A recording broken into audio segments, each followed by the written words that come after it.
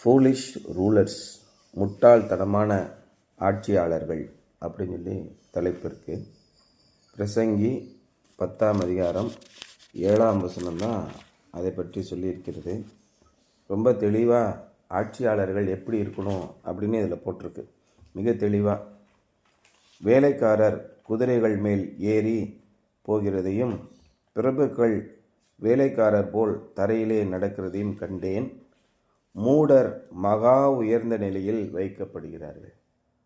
ஒன்றுமே தெரியாத முட்டாப்பை தான் நம்பர் 1 ஸ்டேஜில் இருக்கான்.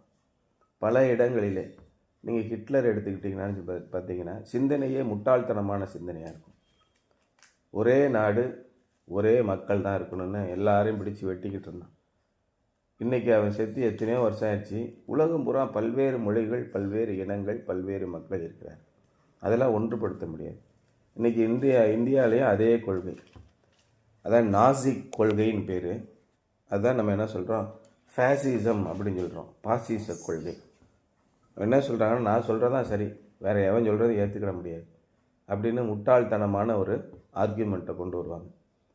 ராஜா குலமகனுமாய் பிரபுக்கள் வெறிக்க உண்ணாமல் பெலன்கொள்ள ஏற்ற வேளையிலே உண்கிறவர்களுமாய் இருக்கப்பட்ட தேசமே நீ பாக்கியம் உள்ளதுன்னு சொல்கிறேன். இன்றைக்கி குடிகாரர்கள் தான் அரசியலிலே பேசி கொண்டிருக்கிறார்கள். உதாரணமாக சீமானை எடுத்துக்கோங்க, எனி டைம் குடிச்சிக்கிட்டே தான் பேசுவோம்.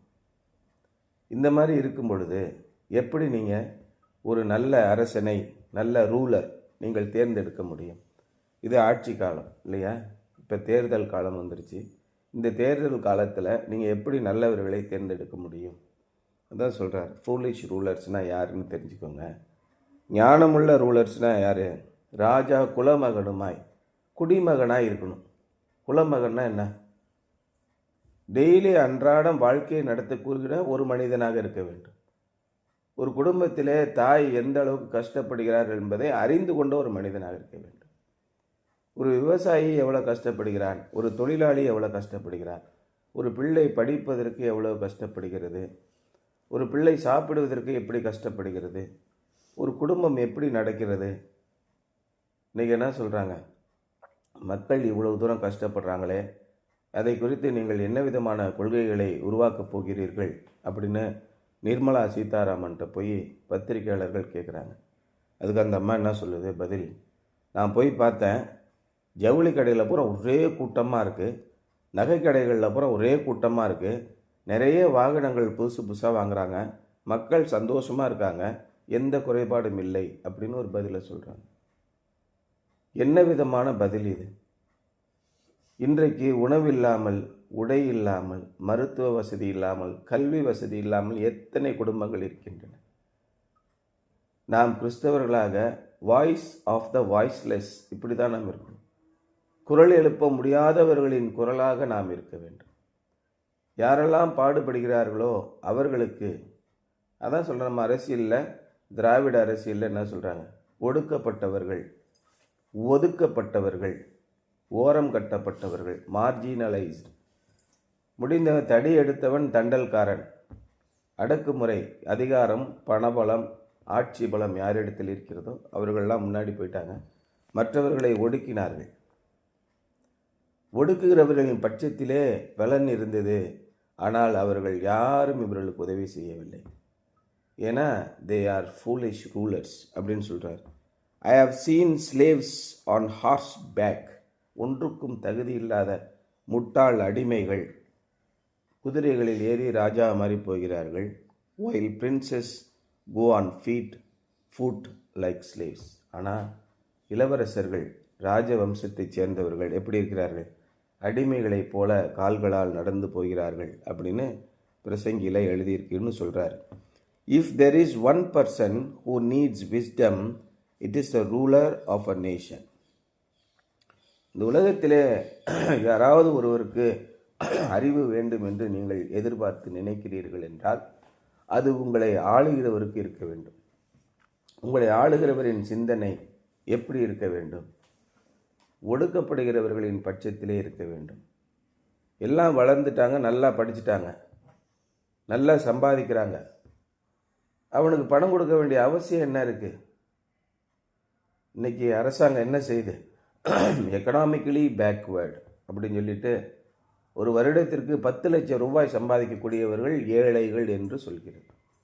எதற்காக? அந்த பிராமண சமுதாயத்தை சேர்ந்தவர்கள் வருஷத்துக்கு 10 லட்சம் ரூபாய், ஒரு வருஷத்துக்கு ஒரு மாதத்துக்கு 80,000 ரூபாய் சம்பாதித்தாலும் அவர்கள் ஏழைகள், அவர்களுக்கு எல்லா விதமான உதவித்தொகையும் கொடுங்கள் என்று சொல்கிறது. இது அரசாங்கம் எப்படி இருக்கிறது? ஒரு வருஷத்துக்கு 10,000 ரூபாய் கூட சம்பாதிக்க முடியாதவர்கள் ஏழைகளை என்று சொல்கிற திராவிட அரசு எப்படி இருக்கிறது? எந்த அரசு புத்திசாலித்தனமான அரசு? எந்த அதிகாரி புத்திசாலித்தனமாக இருக்கிறார்? யாருக்கு ஞானம் வேண்டும்? If there is one person who needs wisdom, it is the ruler of a nation. ஜனத்தை ஆள்பவருக்குத்தான் புத்திசாலித்தனம், நிறைய ஞானம் வேண்டும்.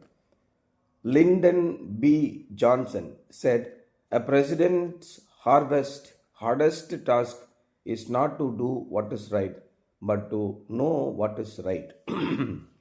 ஒரு ஜனத்தின் தலைவர் பிரசிடென்ட் இருக்கார் அப்படின்னா அவருக்கு இருக்கக்கூடிய மிக மிக கடினமான வேலை என்பது சரியான காரியத்தை செய்வதல்ல, சரியான காரியம் எது என்று தெரிந்து கொள்வதுதான். சரியான காரியம் இதுதான் என்று தெரிந்துவிட்டால் அதை செய்வதற்கு அதிகாரிகள் ஆயிரக்கணக்கான பேர் இருக்கிறார்கள். திட்டம் வகுத்து விட்டால் அதை அமல்படுத்துவது எளிது. அமல்படுத்துவதற்கு தான் அரசு எந்திரம்னு இருக்கு. சீஃப் செக்ரட்டரி, அப்புறம் secretary to the government on various departments, heads of the departments, district level officers, collectors, இப்படி நிறைய பேர் இருக்காங்க. They will implement the scheme once it is adopted. ஆனால் எது சரியான திட்டம் என்பது கொண்டு வருவது யார்? உலகிலேயே பசியுள்ள பிள்ளைகள் எத்தனை பேர் பள்ளிக்கூடங்களுக்கு வருகிறார்கள் என்று கணக்கெடுத்து அப்புறம் ஒரு கணக்குக்கு வராங்க. பிள்ளைகள் பசியில் எப்படி படிப்பாங்க? நிறைய பிள்ளைகள் பிரேயரில் மயக்கம் போட்டு விழுகிறாங்க அப்படின்ற தகவல் போகுது. எத்தனை பேர் சாப்பிட்டு வராங்கன்னு கணக்கெடு. இவ்வளோ பிள்ளைகள் ஏன் அவங்க சாப்பிட்டு வராங்க, சாப்பிடாமல் வராங்க?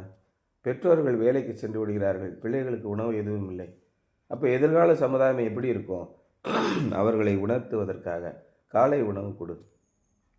இப்படி எது சரியானது என்று கண்டுபிடிப்பது தான் ஒரு ஜனத்தின் தலைவனது புத்திசாலித்தனம் அப்படின்னு சொல்லி சொல்கிறார். If a ruler is proud, he may say and do foolish things that cause him to lose the respect of his associates.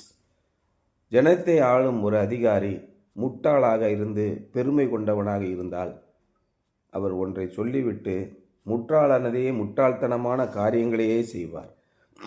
And lose the respect of his associates. கூட இருக்கிறவனே திட்டுவான், என்னடா பைத்தியக்கார மாதிரி பண்ணிக்கிட்டு இருக்கான் அப்படின்னு திட்டுவாங்க அப்படின்னு எக்லேசியஸ்டஸ் 10:4. அதிபதியின் கோபம் உன்மேல் எழும்பினால் உன் சாணத்தை விட்டு நகராதே, இணங்குதல் பெரிய குற்றங்களையும் மூடிவிடும். மூடன் வழியிலே நடக்கிற போதும் மதிகெட்டவனாயிருக்கிறான். தான் மூடன் என்று அவன் எல்லாருக்கும் சொல்லுகிறான். அவன் செய்கைகளை பார்த்து எல்லாரும் சொல்லிவிடுவார்கள், அவன் பைத்தியக்கார மாதிரியே ஜீவாயா அப்படின்னு சொல்லுவாங்க. The picture here is of a proud ruler who easily becomes angry and takes out his anger on the attendants around him. இங்கே சொல்லப்படுகிற ஒரு காரியம் என்னவென்றால், ஒரு பெருமை மிகுந்த அதிகாரியை குறித்து சொல்கிறார். அவன் சட்டுன்னு கோபம் வருது, சுற்றி இருக்கிறவன்ட்ட அந்த கோபத்தை காட்டுறான். To be sure, there is a righteous anger that sometimes needs to be displayed. உள்ளபடி நீதியான கோபம் சில நேரத்தில் தேவைப்படுகிறது, அதை வெளியே காண்பிக்கத்தான் ஆக வேண்டும். But not every thing we call righteous indignation is righteous. ஆனால் நம்ம எல்லாத்துலேயும் நியாயமான கோபம் அப்படின்னு சொல்லி அதை நியாயப்படுத்தக்கூடாது. It is so easy to give vent to jealousy and malice by disguising them as holy zeal.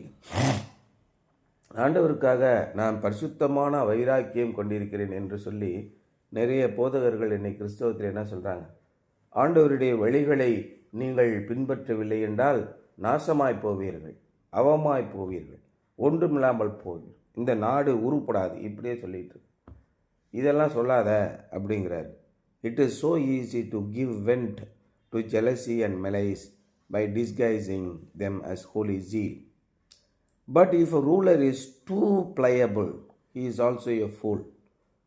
ஏன்னா 5ஆம் அதிகாரத்தில் என்ன சொல்கிறது, ஆனால் எதுக்கெடுத்தாலும் செட்டுன்னு கோபம் வந்துக்கிட்டே இருந்துச்சுன்னா அவன் ஒரு முட்டாள் அப்படின்னு சொல்கிறார்.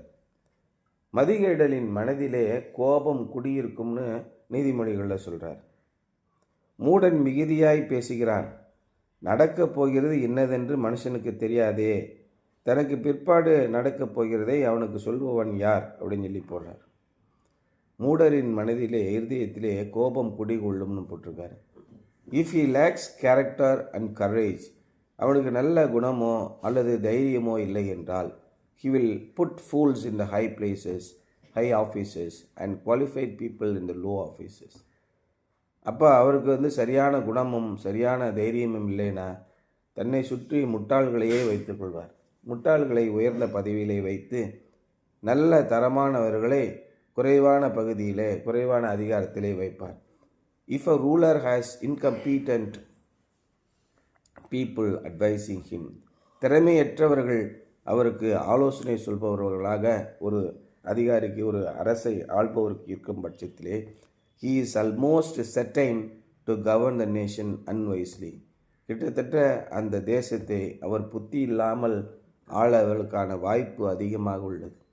The best rulers and leaders are men and women who are tough-minded but tender-hearted. மிகச்சிறந்த ஆட்சியாளர்கள் ஜனங்களை ஆள்பவர்கள் யார் என்று கேட்டீர்கள் என்றால், அல்லது தலைவர்கள் யார் என்று கேட்டீர்கள் என்றால், அவர்கள் ஆண்களும் பெண்களுமாக உறுதியான மனம் படைத்தவர்களாக, மிக உறுதியான மனம், ஆனால் இளகிய குணமுடையவர்களாக இருக்க வேண்டும்.